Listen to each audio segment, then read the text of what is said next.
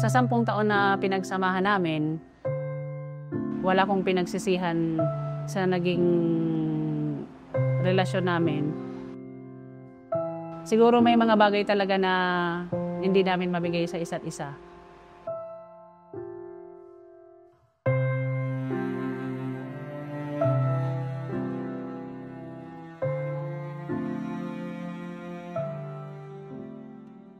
Before namatay yung magulang namin, okay naman yung namin sa buhay.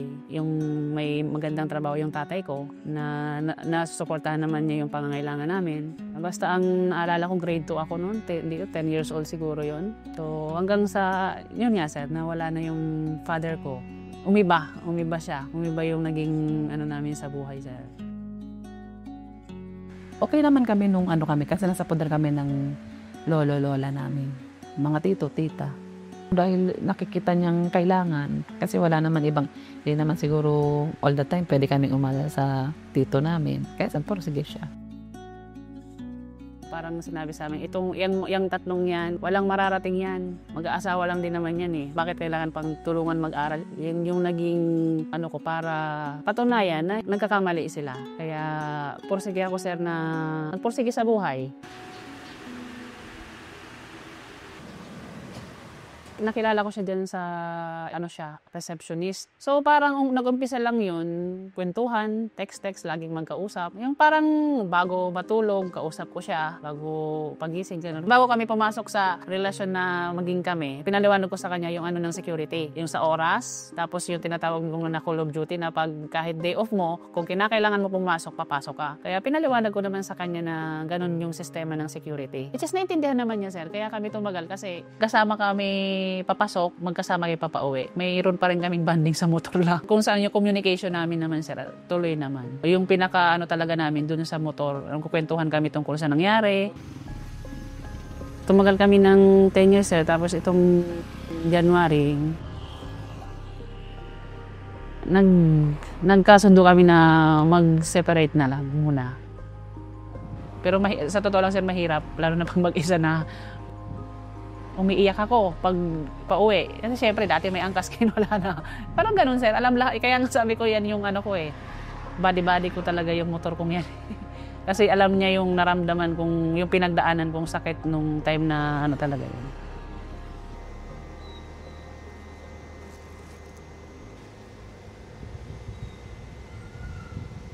Yun, sir? January 19 birthday niya, sir. So, January 18 namin siya sinurprise kasi pag-rest day siya.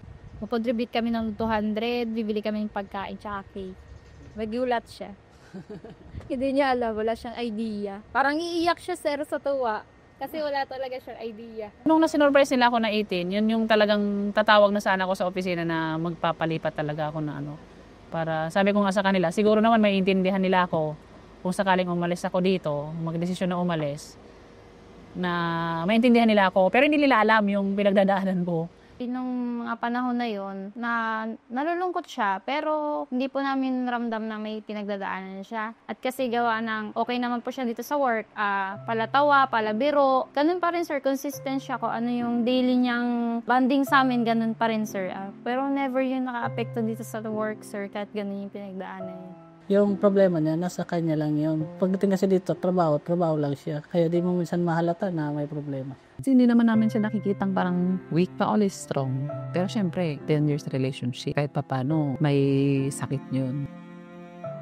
So ngayon sir, talagang di ba sabi nga 10 years, mahirap talaga yun. Ngayon sir, talaga tinutulungan ko yung sarili ko na harapin kung ano yung nawala siya. Gusto ko, huwag nilang dalhin yung pinagdadaanan nila sa trabaho. Minsan may problema sa bahay or sa jowa or kung sa asawa, nadadala dito minsan.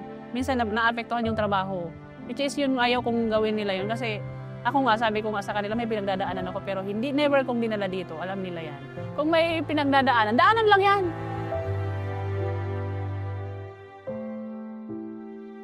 Sa 10 taon na pinagsamahan namin, wala akong pinagsisihan sa naging relasyon namin.